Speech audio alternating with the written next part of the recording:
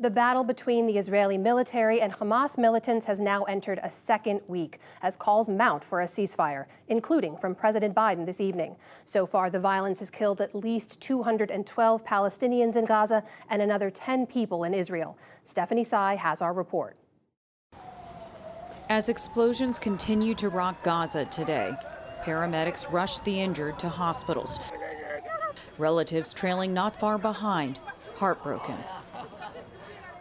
Across Gaza, ruled by the militant group Hamas, families like these have bore the brunt of Israeli attacks that only intensified overnight. The airstrikes went on since last night.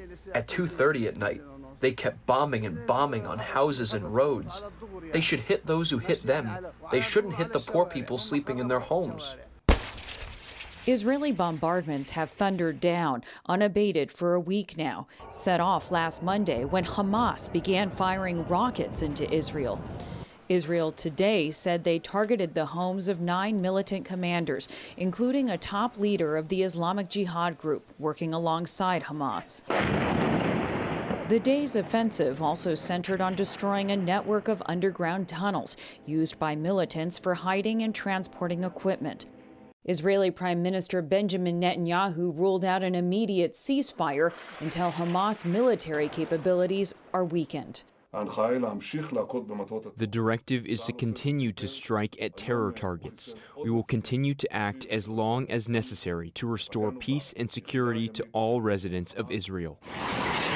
Attacks against Israel from Gaza only persisted today, with the number of rockets fired by Hamas climbing past 3,100. Israel says its missile defense system has intercepted about 90% of them. But those that get through have wreaked havoc in cities like Ashdod, where a residential building was hit today. The fighting continued after a weekend that marked the deadliest day yet. 42 Palestinians were killed in Gaza on Sunday, including 10 children. Israeli airstrikes also flattened a number of buildings across Gaza City. Among them, a tower that housed the offices of the Associated Press, Al Jazeera, and other media outlets. Journalists scrambled to evacuate offices Saturday after Israel gave a half-hour warning before the airstrike. Netanyahu said the building was also used by Hamas and that proof of it has been shared with the United States. But while traveling in Denmark today, Secretary of State Antony Blinken said he'd yet to see evidence. I've not seen any information provided.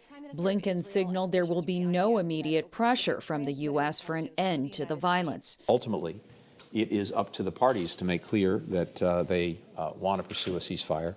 Any ceasefire would be, by definition, between them, but we're ready to engage to support it. The U.S. has so far blocked the UN Security Council from issuing a statement on the conflict. But on a call with Netanyahu, President Biden expressed his support for a ceasefire following growing calls for it in Congress. Republican Senator Todd Young of Indiana and Democrat Chris Murphy of Connecticut, both senior members of a Senate Foreign Relations panel, have issued a statement calling for a ceasefire. 28 other Senate Democrats are urging the same. But neither side on the ground is giving off signs the strife will come to an end anytime soon. And late today, more fire from southern Lebanon towards northern Israel. The Israeli military responded with artillery. For the PBS NewsHour, I'm Stephanie Tsai.